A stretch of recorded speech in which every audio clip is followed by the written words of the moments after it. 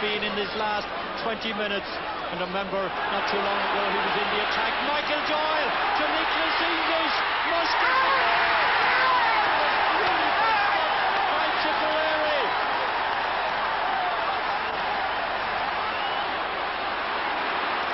Johnny Doyle gets it away to his brother Michael. Now Tom Cashman here, the number 5. 3 Tipperary men and to take it away from him. It comes to Noel O'Dwyer. Noel O'Dwyer from the right angle.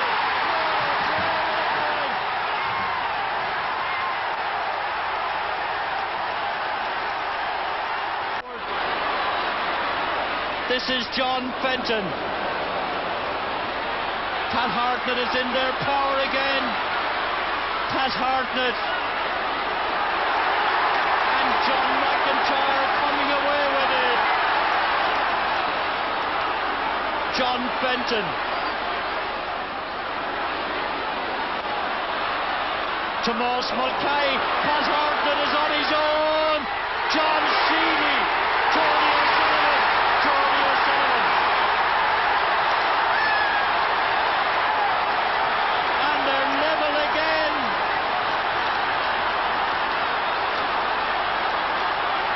It was Pat Hartnett's shot.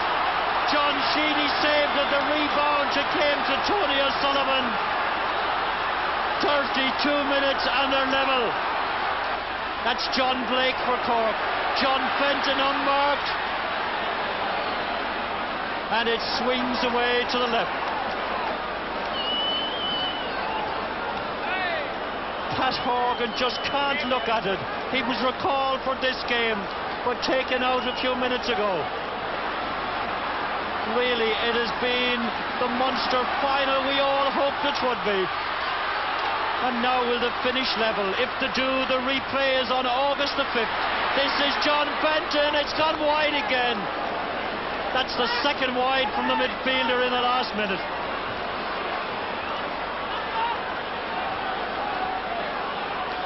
And now the boots are being discarded. Everything risked in these last dramatic seconds.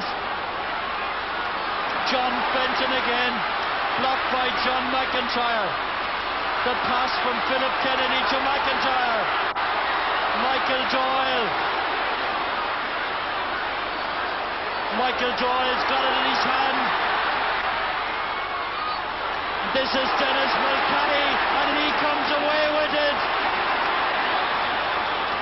Jimmy Barry Murphy. Tony O'Sullivan has got it. Tony O'Sullivan probing shot. That's it, yes, no, yes, Shifty O'Leary.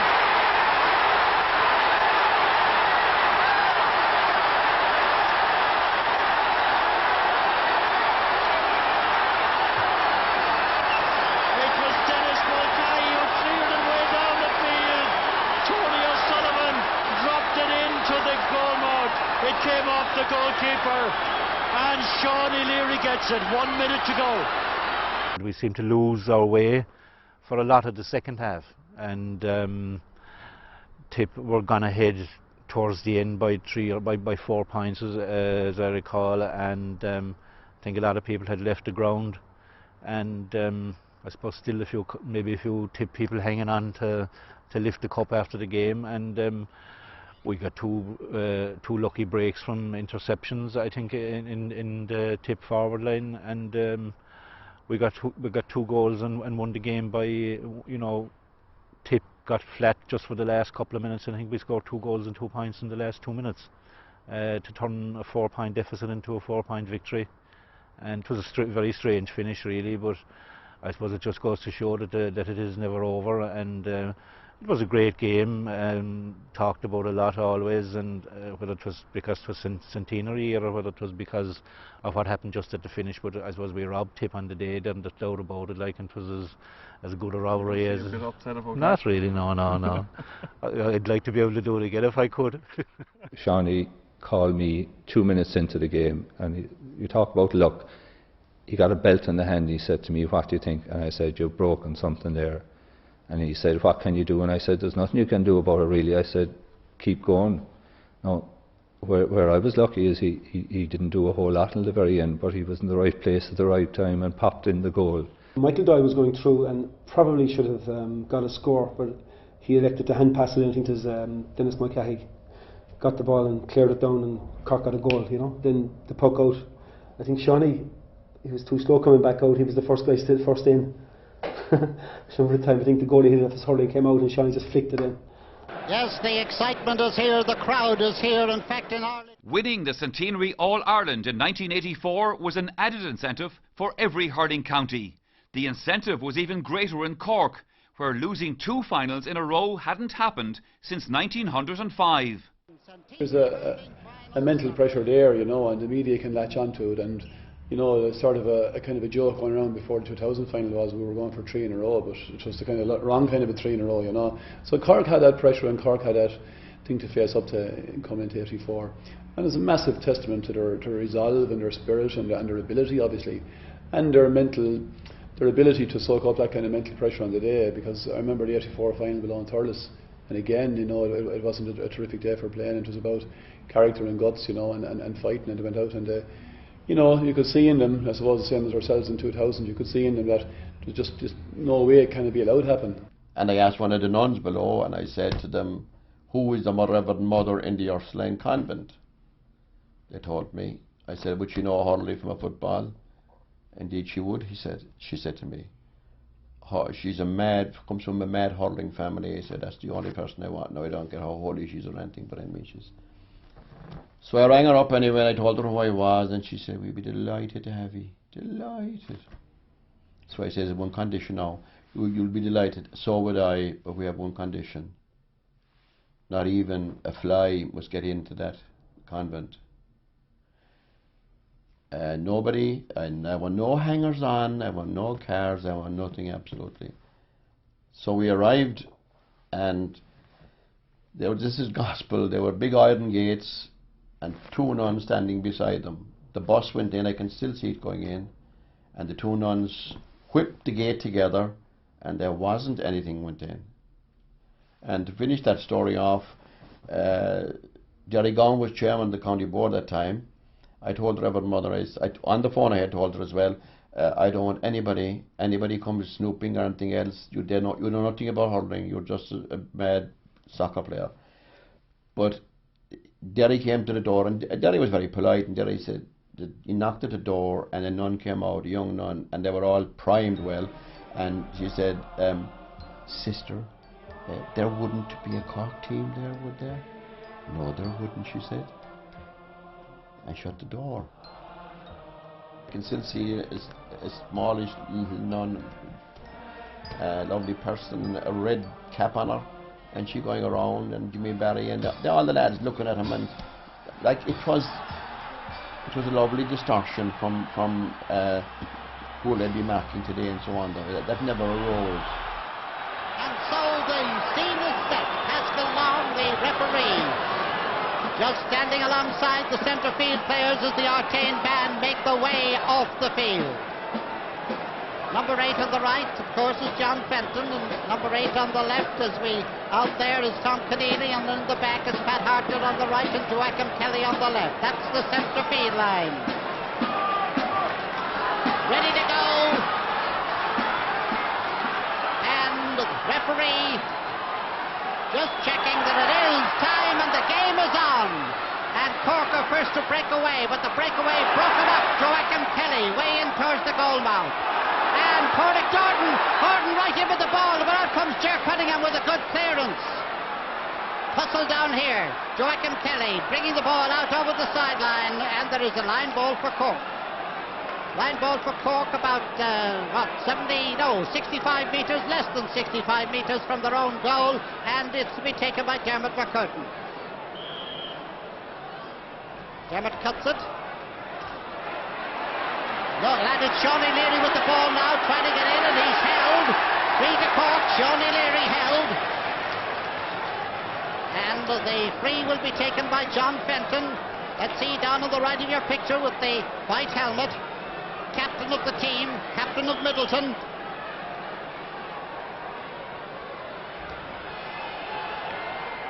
First score of the game, 1 minute, and it's Cork possession, putting them 1 point ahead, 1 point to no score. And coming out to take it is Pádraig Corn.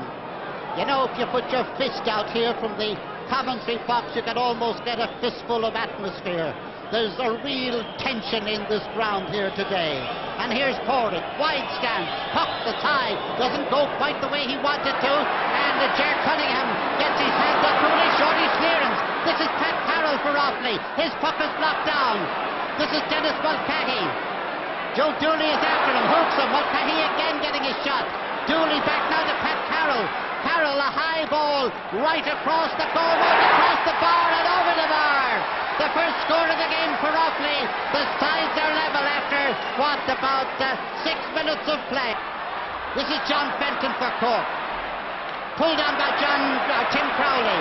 Jimmy Barry Murphy. Jimmy Barry back down to Tony O'Sullivan. O'Sullivan got through. A shot that's high, it's over the bar, and the sides are level. Tony O'Sullivan, most promising hurler in the country a couple of years ago. Illness put him to one side. He's fought his way back onto the team and is justifying his place today.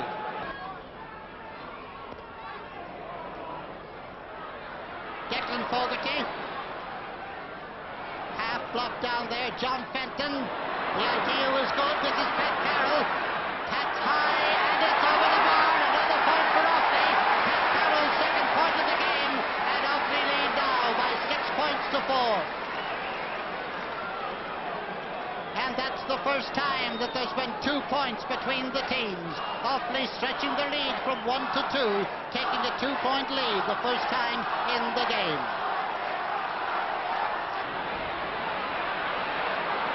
Tomas Mulcahy, Pat Fleury, and there's a nice pass in now. Jimmy Barry Murphy, his shot in it. It's a goal! And Jimmy Barry Murphy, his shot in earring. The old firm were back in tune. I said it that they often turn the game right around. Shawty, the man who helped beat Tipperary. This is Jimmy Barry Murphy with the ball. Hand passes it over to the side. And a lovely piece of control of the ball there by Shawty Leary. And Pat Carroll has gone centre field for Offaly, and Tom Kennedy gone left half forward. There are switches in the teams as we enter the final few minutes of the first half. A closely knit first half. And now Tom Cashman trying to get things moved. Not Tom Cashman, Pat Hartnett. Pat Hartnett way up the field. Shawty Leary in under the ball there. Got it back from where it was, which was kind of far in. And it eventually gets to Pat Delaney. And oh, a lovely over the overhand stroke there by the attack of Offaly, who just don't seem to be fully clicking at the moment. Lovely bit of fielding there by Tomas Mulcahy, and Tomas going right through now. He takes a shot that's gone over the bar, and the Cork men lead still further. And Tomas Mulcahy now out in the half line, and with less than a minute in this first half, the score is Cork 1 goal and 5 points, Offaly 6 points. Again, 2 points between the teams, but this time the reverse of the way it was about 10 minutes ago.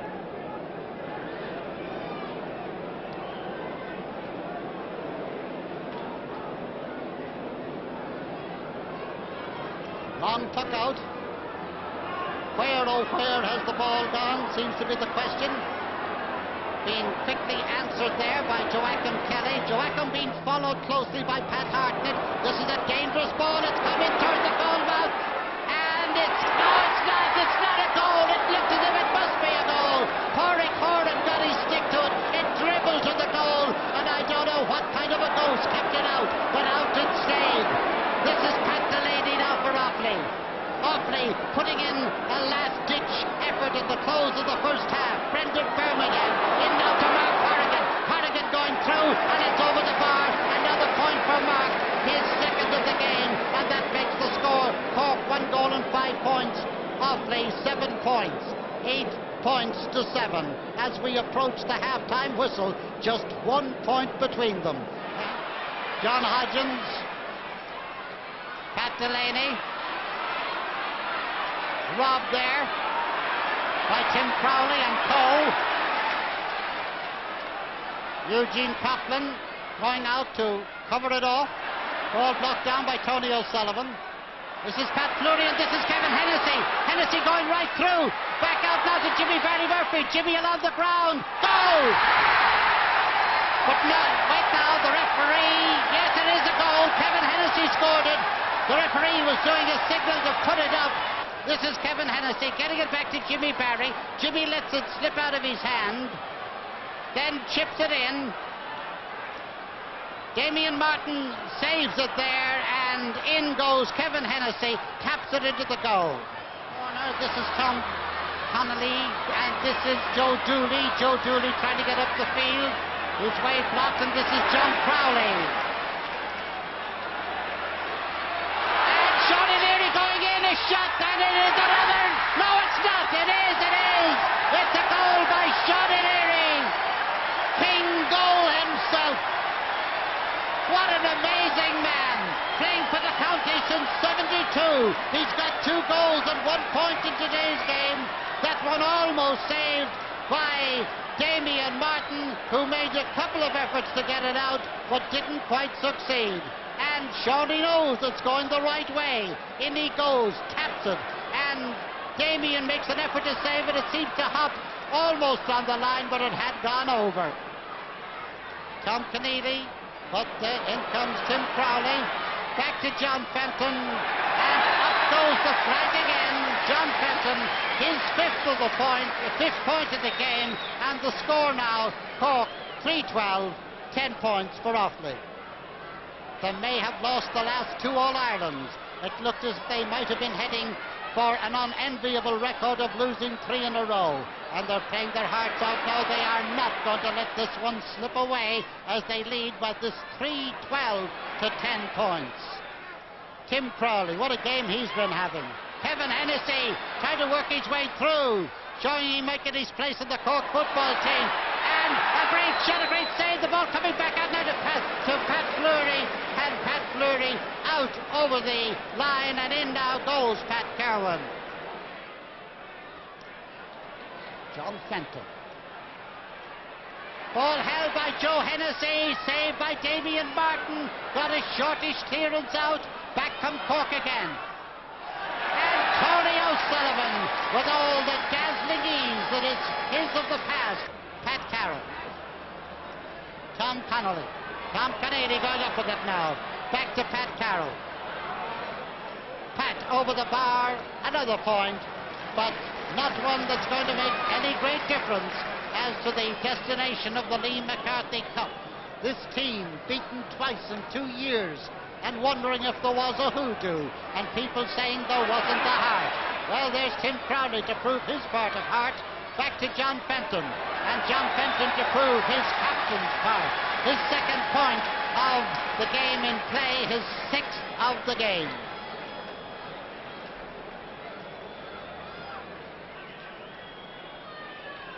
Ball held by Joachim Kelly. John Hodgins lets this one go in behind him.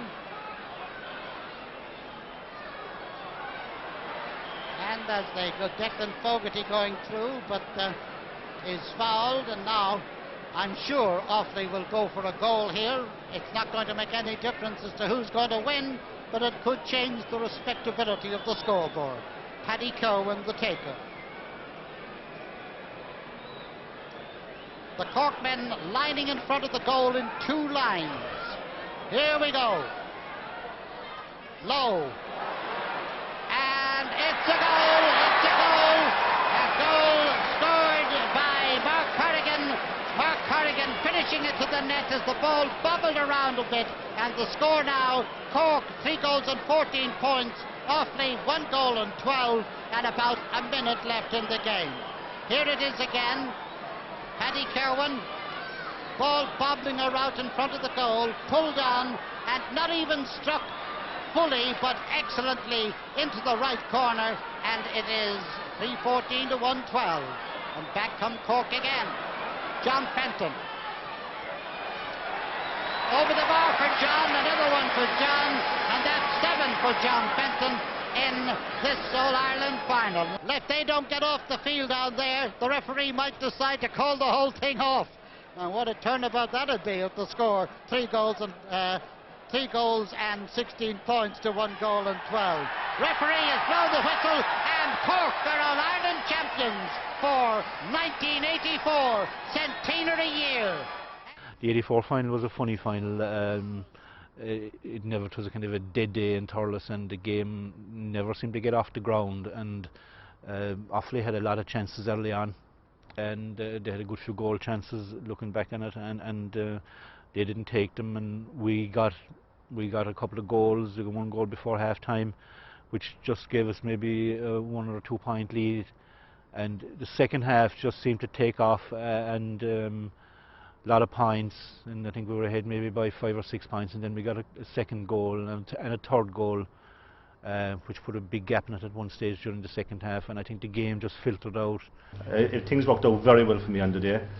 I picked up the Man of the Match award, even though Johnny Crowley would have a lot to say about that, but yeah, it turned out very well for me in the end.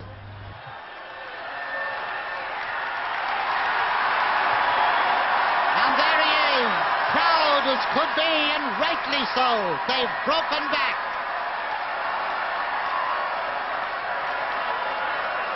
And the Cork followers gathered around the stand. And here's John. Hold on. Look, come and look at square.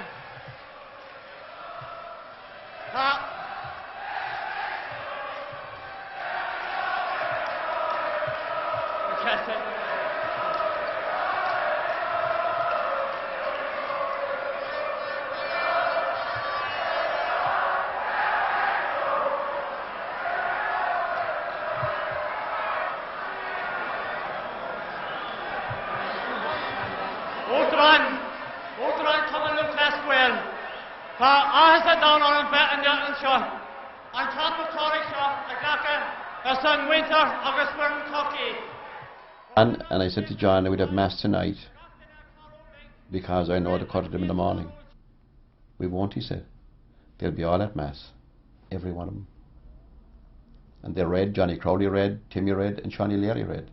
The nuns sang a full mass for us. No, like the heads mightn't be the best in the world, but they had them tied up and they were holding them up with little blocks and things, but they were there at mass. The great Cork-Tipperary rivalry of the modern era continued in 1985 with another Munster final clash.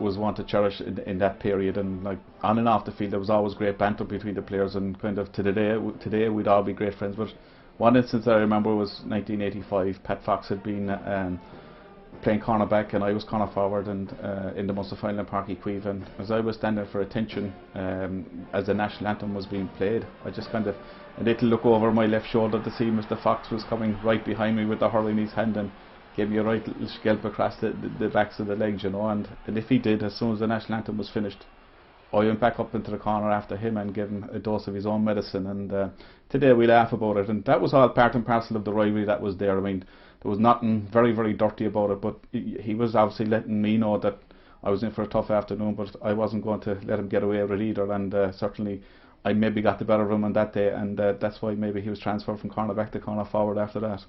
Well, I think after the day I had in 85, I had a poor enough game, and I think they decided to move me.